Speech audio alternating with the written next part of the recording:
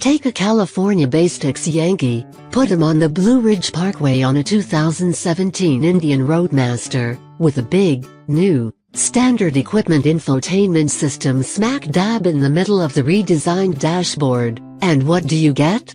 One happy and entertained dude. The ride was an overload of colors, sights, tastes and smells.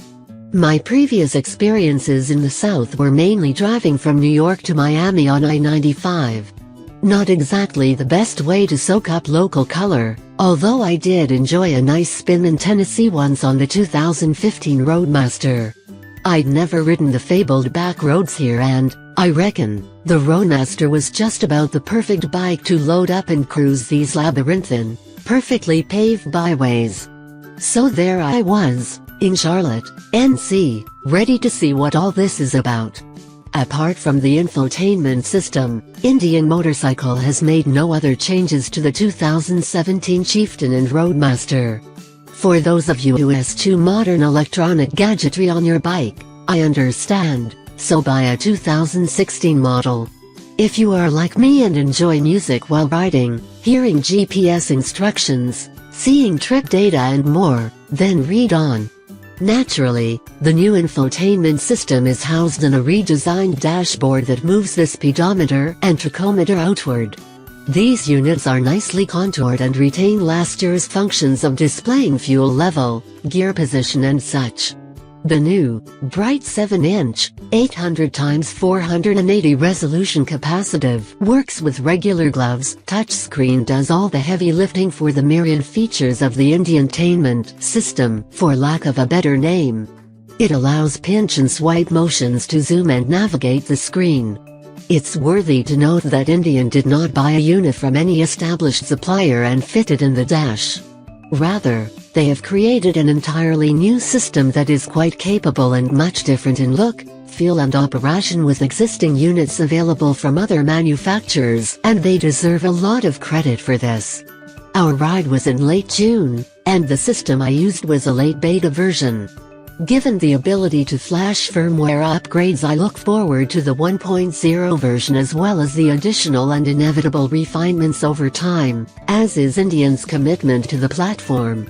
The system is quite robust but, as of my demo, users may not download, share or use external mapping functions as are available in other systems.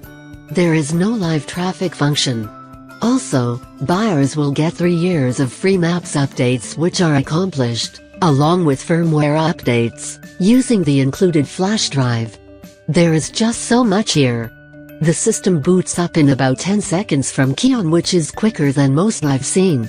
One has a choice of playing music through the 4 standard, bike-mounted speakers, with 200 watts of output, 100 watts on the Chieftain, or via Bluetooth (BT) to your helmet communicator. The system supported and controlled my iPhone Lightning cable models only, they say, whether tethered to the bike with the USB port in the spring opening top dash cubby or through BT connection. It did not charge my phone while tethered, which is something I would like to see added to the functionality. I can plug a USB flash drive into this port and the system will play the music on it while displaying song information from each file and even album art, if available. I was not able to make cell phone calls through the beta setup, but was assured buyers will be able to do this in the production build.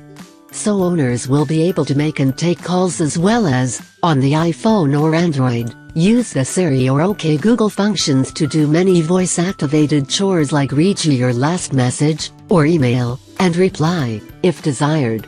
The system will automatically download one's phone book for quick access when the pilot wants to make a call during flight. It will also show caller ID upon incoming call as well as text message notification. The procedure to get this system ready to roll was an easy and intuitive 5-minute job of pairing helmet communicator and phone to the bike.